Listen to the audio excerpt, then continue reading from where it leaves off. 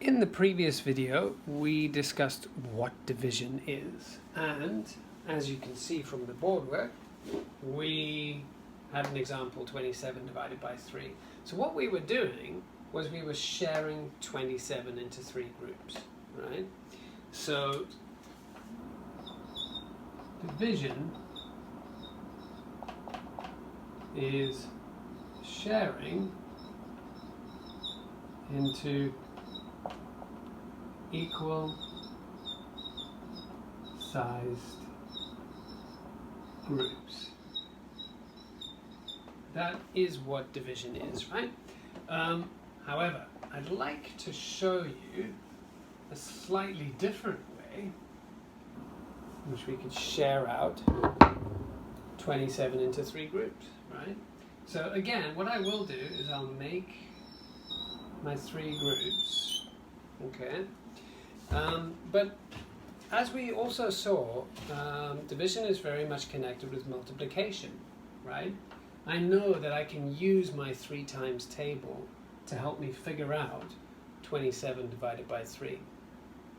And what I can do is I can actually make chunks of 3 and put them into our groups until we've reached 27. Right, let me demonstrate. So, because we're dividing by 3, we can actually make chunks of 3, right? Which is really just the 3 times table. So, let me demonstrate. 1, 2, 3, 4, 5, 6, 7, 8, 9. So instead of sharing it out 1 by 1, I'm sharing it out 3 by 3. So I've done 9 so far. Then 10, 11, 12, 13, 14, 15, 16, 17, 18, 19, 20, 21, 22, 23, 24, 25, 26, 27. Okay, so similar to what we were doing before, but the only difference is that we're actually using chunks of 3 because we're dividing by 3. And as you can see, the answer is still the same, obviously. We've got 9 in a group. But what happens if we want to move away from drawing groups and drawing diagrams? Well, we can use something called the chunking method. Some students have started using this already.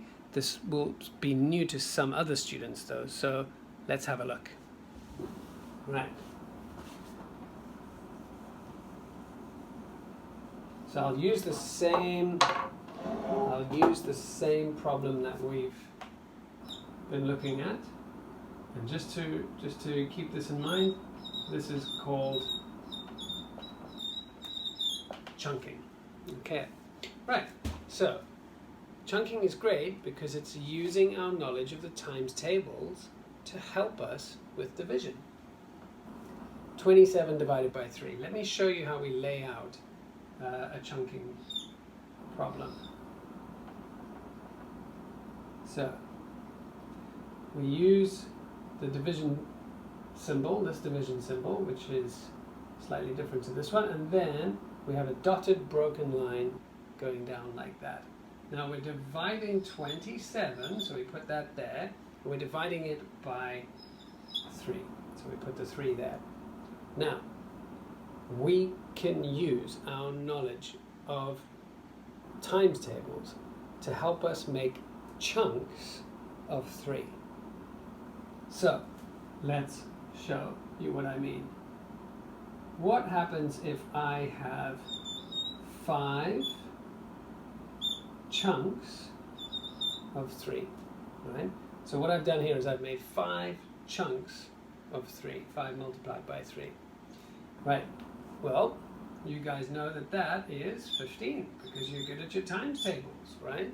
But instead of writing the answer over here, we actually write it underneath the 27. All right, so we've made 5 chunks of 3, which equals 15. So now we can actually take that 15 away from the 27. And you see what we're doing? We're slowly working towards getting all of the chunks we need to find out how many chunks we have. So I have 27, and I'm going to take 15 away. So 7 take away 5 is 2, and 2 take away 1 is 1. So now I've got 12 left, and now I can make another chunk. Well, what about 4 chunks of 3? Again, this is easy because we know our times tables. 4 times 3 is, oh, look at that, 12. And now I've made 4 chunks of 3, which is 12. And now I need to take 12 away from 12, which is obviously 0. So now, I wonder, what's our answer? Is it 0? That can't be right. Couldn't be any of these. So what I've done is I've made 5 chunks of 3. Why 3? Because we're dividing by 3. So I've made 5 chunks of 3, and then 4 chunks of 3. So what I have altogether is 5 chunks and 4 chunks. 5 chunks of 3, 4 chunks of 3. 5 plus 4 is 9. 9 chunks of 3. So our answer is 9. There we go. So we've got 27, and we made chunks of 3 to find out how many chunks of 3 goes into 27. How many chunks of 3 go into 27? Well, 9 chunks of 3 go into 27. Let me show you one more example.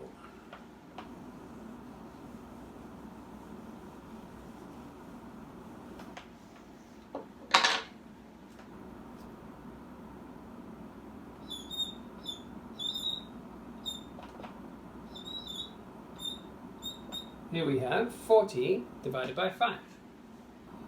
Now, because we're dividing by 5, we're going to make chunks of 5. So let's firstly lay out our chunking problem like we should.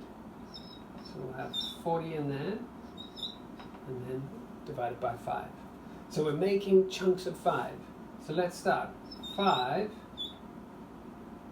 chunks of 5. 5 times 5? Oh, that's right, 25. Now, if I take 25 away from 40, I will have 15. Now, I've got 15, so now I need to keep making chunks of 5 until I've got nothing left. So, what could I do? Okay. Well, I've got 5 chunks of 5. How about 3 chunks of 5? Well, again, this is great. We can use our times table to help us with division. We know that 3 times 5 is 15. And look at that. 15 take away 15 is 0. So what's the answer? It's not 0, is it? Nope. The answer is how many chunks we made. So we were making chunks of 5, and how many chunks of 5 did we make? Well, we made 5 over here, and we made 3 chunks over here. So 5 and 3 equals 8 chunks of 5. So the answer is 8. 8 chunks of 5 gives us 40. All right.